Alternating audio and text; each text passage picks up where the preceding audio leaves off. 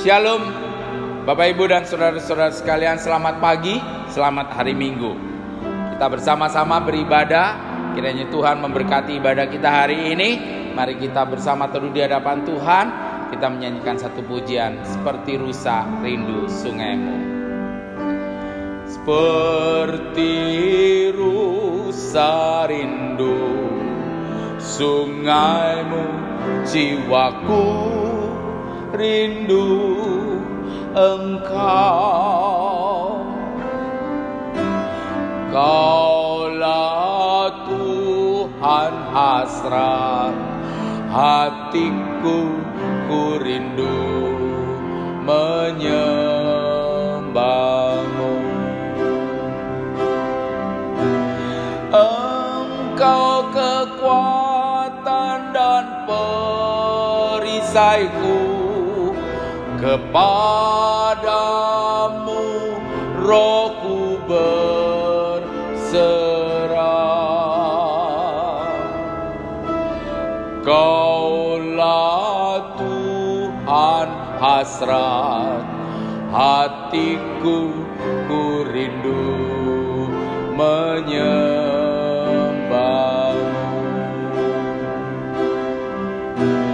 Yesus,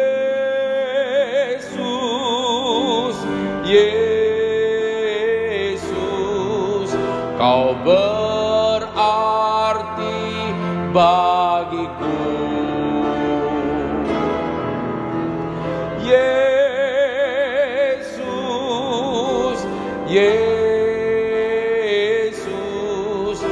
Kau segalanya bagiku. Engkau kekuatan dan perisaiku, kepadamu rohku berserah. Kaulah Tuhan hasrat hatiku, ku rindu menyembahmu. Bapa di dalam surga, Bapa yang kami kenal di dalam Tuhan Yesus Kristus, dan di dalam pimpinan, penyertaan, penghiburan dan kekuatan dari Roh Kudus. Biarlah Tuhan hadir di tengah-tengah ibadah kami, keluarga-keluarga ini. Engkau hadir sebagai gembala, Engkau hadir sebagai Bapa, Engkau hadir Tuhan. Kami menyembah-Mu dalam keluarga-keluarga ini. Kami boleh beribadah, memuliakan Engkau. Tuhan, kami mau merenungkan firman-Mu. Kami mau belajar. Biarlah firman Tuhan boleh memimpin kami. Dan Tuhan, biarlah kuasa Roh Kudus turun atas kami, mencelikan mata rohani kami, dan kami boleh semakin mengenal akan kebenaran firman Tuhan, dan kami boleh hidup di dalam kebenaran firman Tuhan. Terima kasih Tuhan. Kami menyerahkan waktu ini, kami menyerahkan setiap keluarga-keluarga, dan semua kami boleh menyembah, dan kami boleh mendengar firman Tuhan. Dalam nama Tuhan Yesus kami berdoa. Amin. Bapak Ibu dan saudara-saudara sekalian, kita akan bersama-sama melihat satu tema, yaitu melek rohani. Bapak Ibu dan saudara-saudara, kita akan melihat satu bagian firman Tuhan, yaitu di dalam Lukas 24 ayat yang ke-13 sampai ke-35. Bapak Ibu dan saudara, seperti saat-saat ini kita masih di dalam kebangkitan Tuhan Yesus, dan kita masih di dalam suasana Tuhan Yesus menampakkan diri kepada murid-muridnya. Dan biarlah hari ini Tuhan Yesus juga menampakkan diri, mencelikan mata rohani kita, boleh kita melek rohani kita, untuk semakin hari kita boleh semakin mengenal Tuhan Yesus. Baik Bapak Ibu dan Saudara, di dalam Injil Lukas pasal yang ke-24 ayat yang ke-13 dan sampai ke-35. Demikian firman Tuhan. Yesus menampakkan diri di jalan ke Emmaus. Pada hari itu juga 2 orang dari murid-murid Yesus pergi ke sebuah kampung bernama Emmaus yang terletak kira-kira 7 mil jauhnya dari Yerusalem. Dan mereka bercakap-cakap tentang segala sesuatu yang telah terjadi.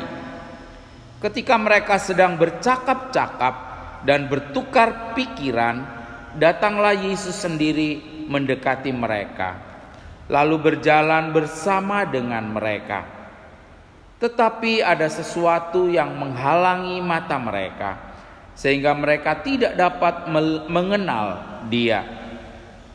Yesus berkata kepada mereka, "Apakah yang kamu percakapkan sementara kamu berjalan?"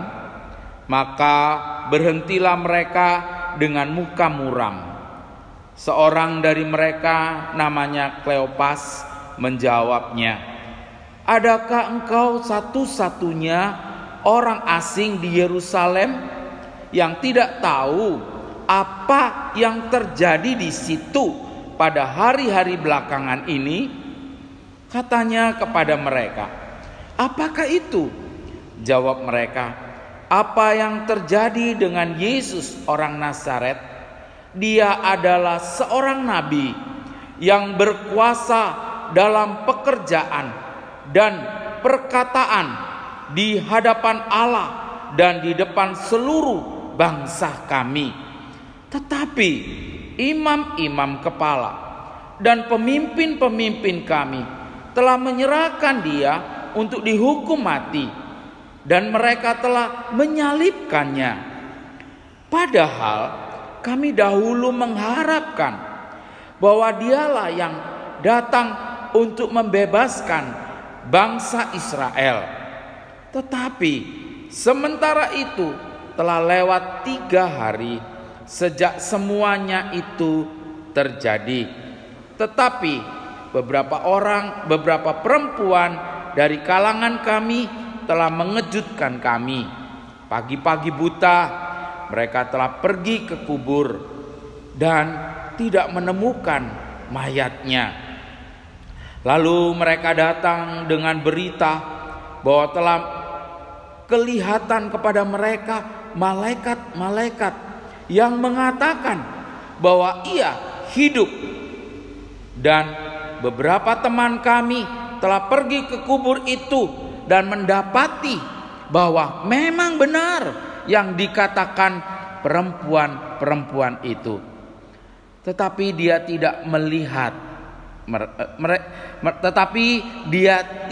mereka lihat. Lalu Ia berkata kepada mereka, "Hai kamu orang bodoh, betapa lambannya hatimu sehingga kamu tidak percaya segala sesuatu yang telah dikatakan para nabi. Bukankah Mesias harus menderita semuanya untuk masuk ke dalam kemuliaannya?" Lalu Ia menjelaskan kepada mereka apa yang tertulis tentang Dia dalam seluruh kitab suci, mulai dari kitab-kitab Musa dan segala kitab nabi-nabi. Mereka mendekati kampung yang mereka tuju, lalu berbuat seolah-olah hendak meneruskan perjalanannya. Tetapi mereka sangat mendesaknya. Katanya, "Tinggallah bersama-sama dengan kami, sebab hari telah menjelang malam dan matahari hampir tenggelam." Lalu masuklah Ia untuk tinggal bersama-sama dengan mereka. Waktu Ia duduk makan dengan mereka, Ia mengambil roti, mengucap berkat, lalu memecah-mecahkannya dan memberikannya kepada mereka. Ketika itu terbukalah mata mereka dan mereka pun mengenal Dia, tetapi Ia lenyap dari tengah-tengah mereka.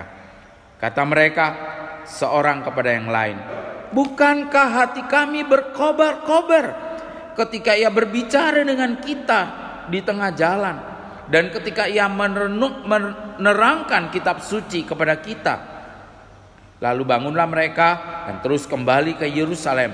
Di situ mereka mendapati ke-11 murid itu. Mereka berkumpul bersama-sama dengan teman-teman mereka.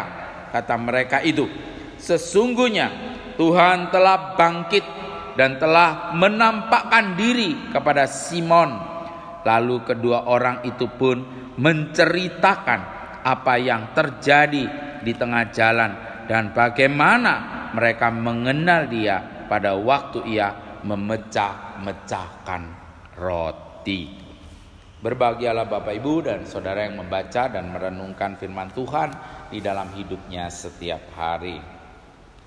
Bapak Ibu dan saudara-saudara, apa yang membuat hidup kita ini gelap? Karena satu hal yang seringkali dikatakan bahwa mata itu adalah jendela daripada hidup kita. Kalau mata kita buta, maka kita akan kehilangan cahaya hidup, kehilangan hidup, dan kita di dalam kegelapan. Apa saja yang membuat kita kehilangan? Yaitu membuat kita tidak bisa melihat. Ada satu tembok yang tebal, kemudian kita tidak bisa melihat di balik tembok itu apa yang terjadi, sehingga kita tidak tahu apa-apa tentang hal-hal yang terjadi. Atau kita mempunyai kelemahan. Ketika kita mempunyai kelemahan itu mungkin kita ini stres, atau kita punya beban yang berat, kemudian kita mulai ngelamun.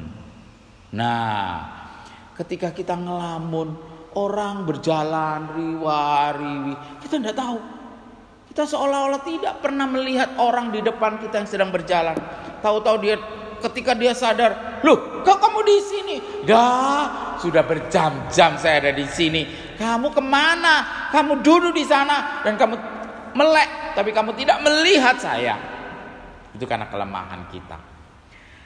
Kita bisa oleh karena penyakit.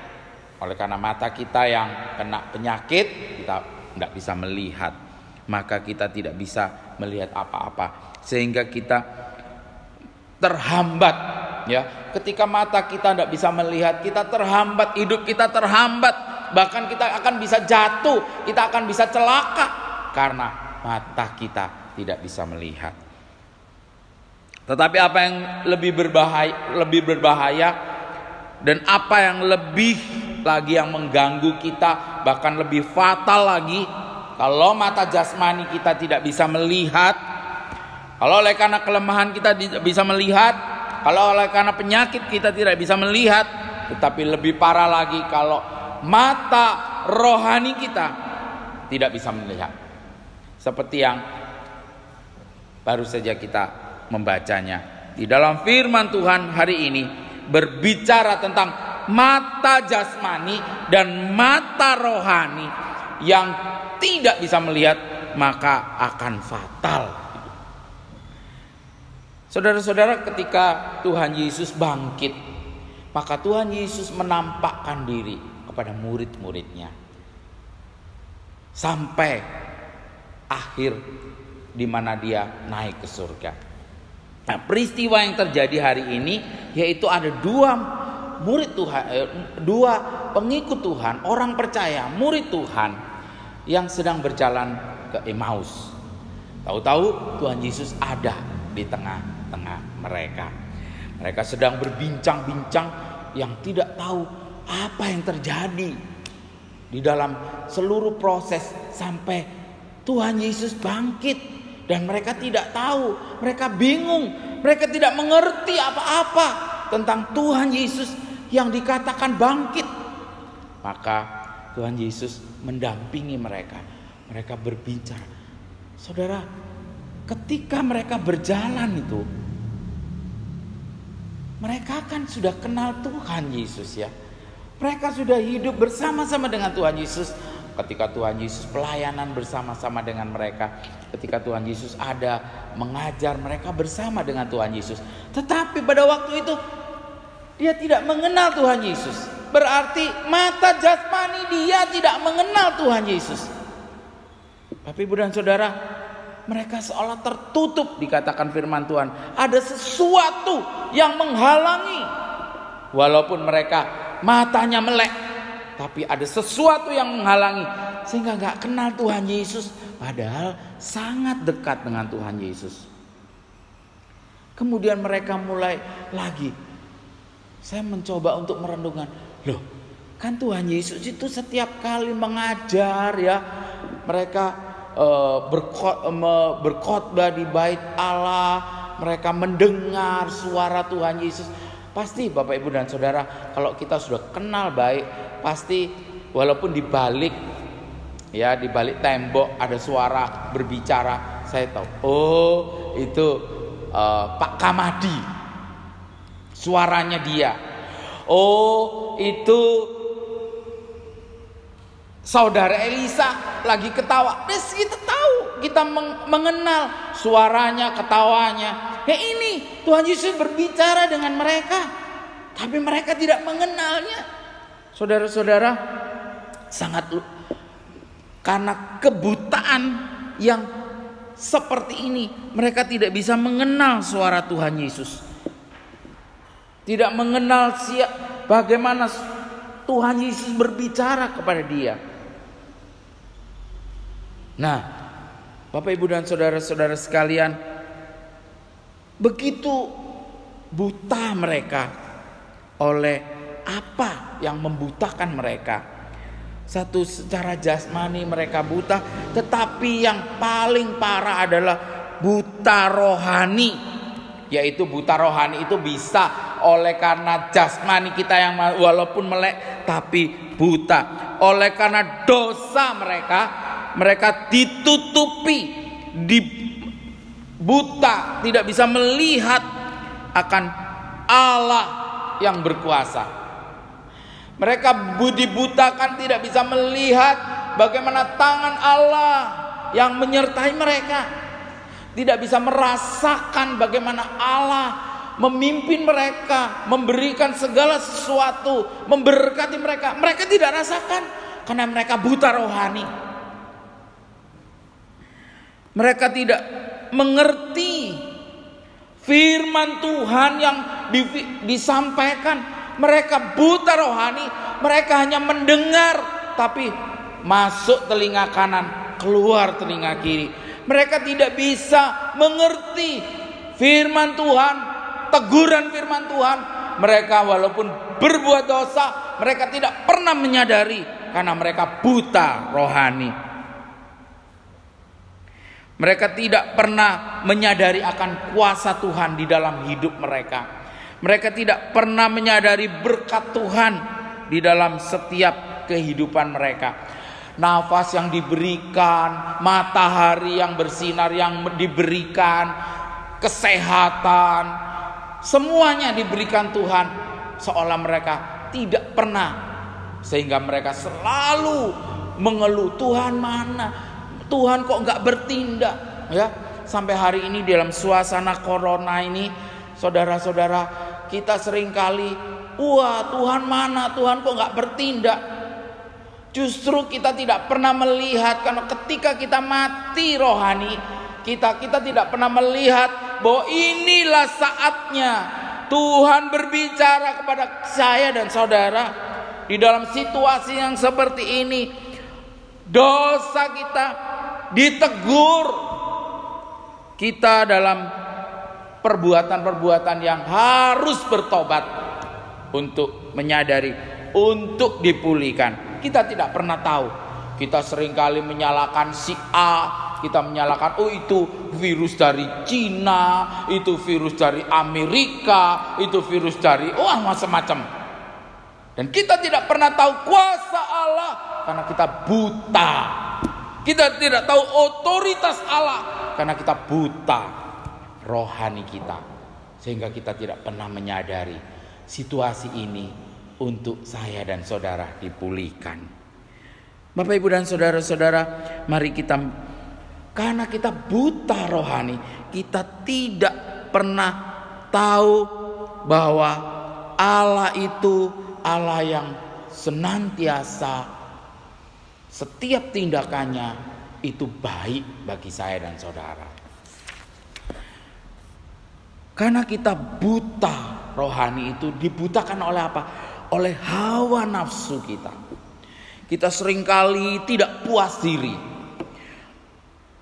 Kita tidak pernah merasa apa yang kita sudah dapatkan itu selalu kurang. Kita tidak pernah puas terhadap apa yang Tuhan sudah berikan dalam setiap kebutuhan kita. Sehingga nafsu kita seringkali membutakan kita. Itu buta rohani. Nafsu itu menekan kita, membutakan kita bahwa Allah sudah memberi yang terbaik buat kita. Karena egois kita, karena kita merasa kita ini loh, selalu kita ego kita.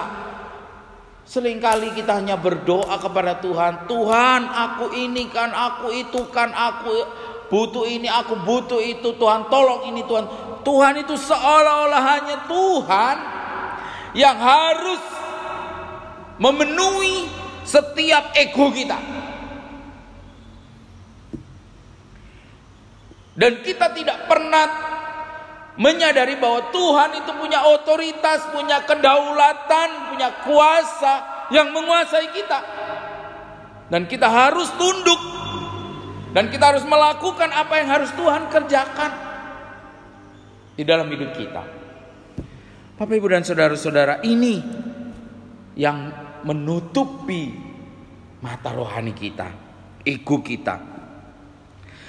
Demikian juga situasi corona ini. Kita tidak pernah tahu bahwa Allah itu adalah Allah yang memimpin. Itu demi kebaikan kita. Tetapi kita seringkali mengeluh, aduh, kayak begini situasinya ini, kita gak bisa berbuat apa-apa. Aduh, kita hanya menuntut Tuhan. Tapi kita tidak pernah menyadari ini dosa yang harus aku ungkapkan dan aku minta ampun sama Tuhan. Ini ego kita yang seringkali hanya Tuhan hanya harus memenuhi semua kebutuhan kita. Tapi mari kita sadari, kita datang kepada Tuhan. Waktunya kita memenuhi setiap kehendak Tuhan di dalam hidup kita. Oleh sebab itu, biarlah di situasi corona ini kita boleh melek rohani. Kita boleh melihat Tuhan Yesus. Ketika saat ini, ketika Tuhan Yesus berbicara dengan dua murid itu, kemudian sampai pada waktu sore, murid-murid ini mempersilahkan Tuhan tinggal bersama dengan mereka. Dan ketika mereka mulai, Tuhan Yesus memecah-mecahkan roti, mengucap syukur, dan mereka Tuhan membagi-bagikan, maka di situ kesadaran itu dipulihkan. Saudara-saudara, satu titik sebagai jemaat Tuhan yang sering kali kita meremehkan akan ibadah yang sesungguhnya, tetapi kita seringkali online. Tetapi ketika kita saat ini ibadah online, kita menggerutu, Tuhan kapan ibadah bersama-sama di gedung gereja, bersama-sama di dalam pujian bersama. Bapak, Ibu dan saudara-saudara, dan ketika perjamuan kudus itu diberitakan, minggu depan kita, minggu depan saya repot, tidak bisa. Kemudian minggu depan diumumkan untuk perjamuan kudus, tolong dipersiapkan hati. Mereka kadang-kadang datang, perjamuan kudus ya. Baru mereka sadari kalau ada cawan anggur dan roti di depan mezbah Tuhan. Seringkali kita tidak pernah menyadari kenapa Tuhan memerintahkan lakukan menjadi satu peringatan akan daku, dan gereja melakukan untuk setiap bulan, ada 2 bulan sekali atau 3 bulan sekali mereka mengadakan perjamuan kudus untuk menyatakan satu perintah Tuhan bahwa Tuhan ingin saya dan saudara dicelikan, disadarkan di dalam Yesus Kristus ada keselamatan. Kematian Yesus Kristus, kebangkitannya melalui perjamuan kudus kita, diingatkan, disadarkan betapa berdosanya kita dan harus dihukum kita, tetapi Tuhan sudah menanggungnya. Di perjamuan kudus kita boleh disadarkan, Tuhan, apa yang harus aku lakukan kalau Tuhan sudah mati, mengorbankan dirinya dan bangkit untuk saya bisa diselamatkan, boleh mendapatkan kehidupan kekal nanti. Dan saat ini penyertaan Allah, apa yang harus kita kerjakan? Perjamuan kudus sangat penting dan sakral. Ketika Tuhan Yesus, ketika murid-muridnya bersama dengan Tuhan Yesus itu, dia tidak pernah tidak mengenal Tuhan Yesus lagi, tidak mengenal suaranya Tuhan Yesus lagi, tidak mengenal firman Tuhan lagi. Maka ketika perjamuan kudus, ketika Tuhan Yesus memecah-mecahkan roti, dan di sanalah mereka disadarkan. Bapak, Ibu dan Saudara sekalian, ada gereja yang setiap minggu perjamuan kudus. Saya setuju sih, tapi kadang-kadang membuat kejenuhan ini, kesakralan ini. Tetapi justru setiap ada perjamuan kudus, justru kita diharapkan dengan hati yang siap untuk diubahkan. Dan perjamuan kudus adalah sesuatu yang penting, karena di sana kita bisa mengingat Allah yang datang di dalam Yesus Kristus, Allah yang mengasihi, Allah yang mengorbankan dirinya untuk hukuman dosa bagi saya dan saudara. Dan ketika perjamuan kudus, saya dan saudara bisa disadarkan, saya orang yang berdosa, tetapi diampuni dosanya oleh Yesus Kristus. Dan Allah mengampuni kita, membenarkan kita, dan dijamin. Dan Allah kita di dalam perjamuan kudus adalah Allah yang menyelamatkan kita. Puji syukur kepada Tuhan, biarlah pada hari ini kita boleh dicelikan mata rohani kita. Kita bisa melek rohani, dan kita bisa melihat dunia hidup yang sangat berarti bagi kehidupan kita, dan bagi Tuhan, dan bagi keluarga, bagi masyarakat, bagi negara dan bangsa kita. Biarlah situasi corona ini kita boleh dicelikan mata rohani kita.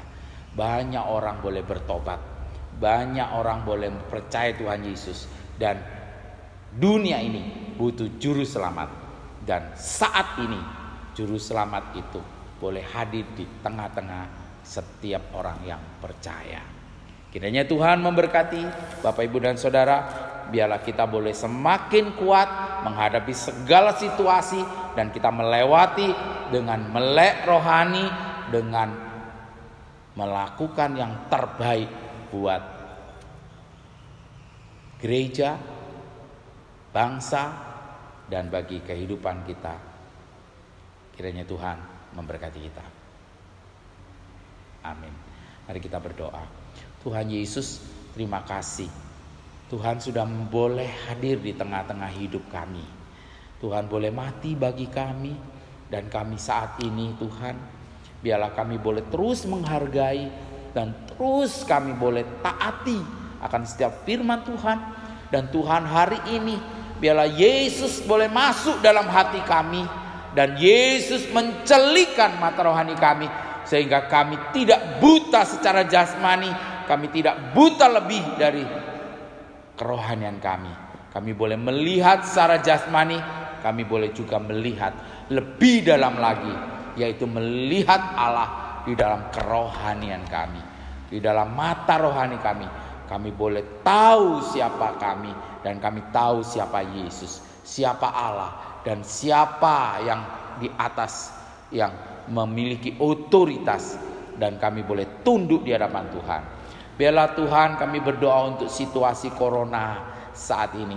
Biarlah melalui pemerintah Tuhan, melalui semua aturan-aturan yang diaturkan, boleh menyelesaikan, dan semua orang boleh mulai dibukakan mata rohaninya untuk melihat kebenaran Allah, dan mereka boleh bertobat dan menerima Tuhan Yesus sebagai Tuhan dan Juru Selamat. Dunia ini butuh Juru Selamat, yaitu Yesus yang sudah mati dan bangkit bagi kami.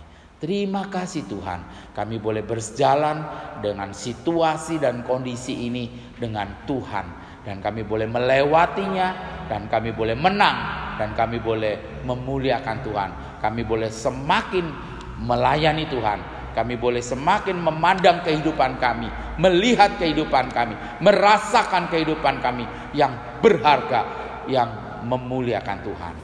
Terpujilah namamu Tuhan. Kiranya kasih karunia damai sejahtera dari Allah Bapa, Yesus Kristus, dan Roh Kudus turun menyertai kita sekalian. Amin.